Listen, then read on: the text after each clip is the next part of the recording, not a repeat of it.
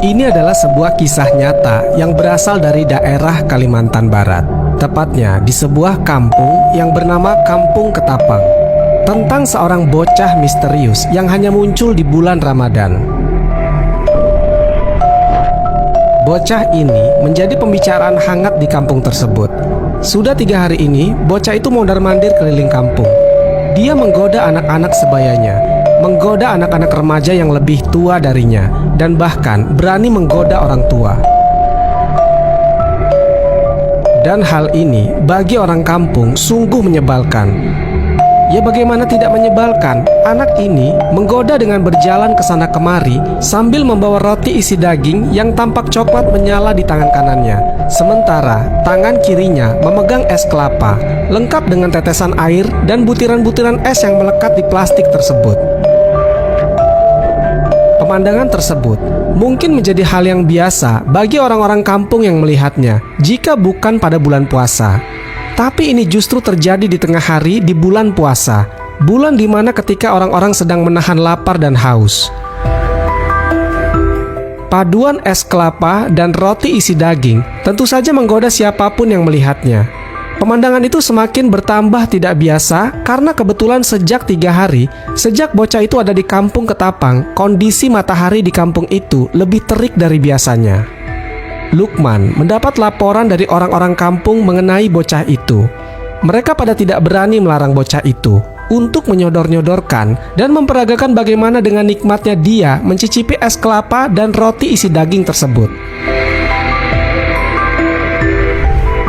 Suatu hari pernah ada yang melarangnya, tetapi orang itu dibuat mundur ketakutan sekaligus menjadi keheranan. Setiap dilarang, bocah itu akan mendengus dan matanya akan memberikan kilatan yang menyeramkan, membuat mundur setiap orang yang akan melarangnya. Pada suatu hari, Lukman memutuskan untuk menunggu kehadiran bocah itu. Kata orang kampung, belakangan ini setiap ba'da zuhur, anak itu akan muncul secara misterius.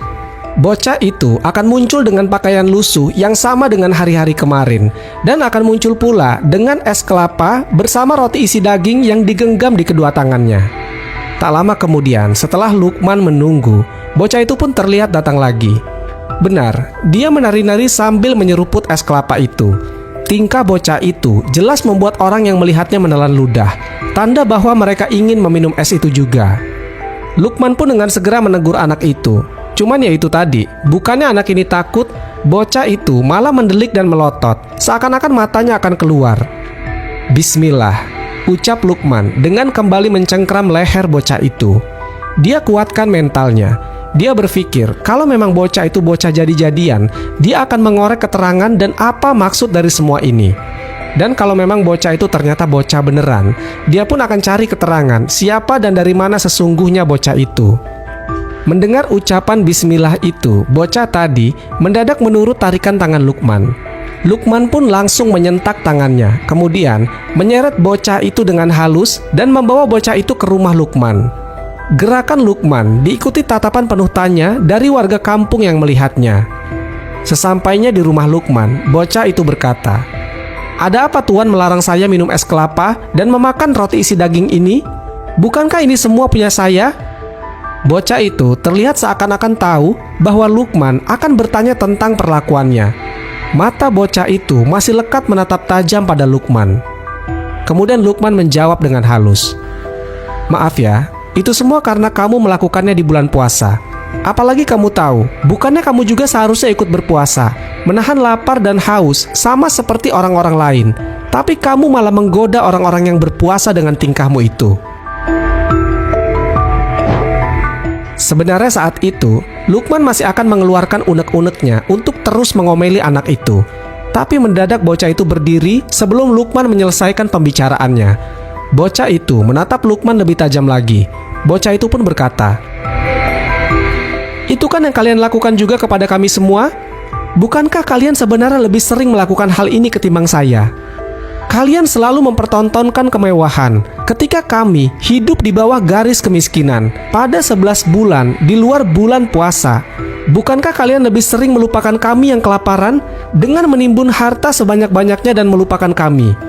Bukankah kalian juga yang selalu tertawa dan melupakan kami yang sedang menangis? Bukankah kalian yang selalu berobat mahal bila sedikit saja sakit menyerang? Sementara kalian mendiamkan kami yang mengeluh kesakitan hingga kematian menjemput ajal. Bukankah juga hanya di bulan puasa ini saja, hanya menggeserkan waktu saja bagi kalian untuk menahan lapar dan haus? Ketika tiba beduk maghrib dan ketika azan sudah terdengar, kalian kembali kepada kerakusan kalian.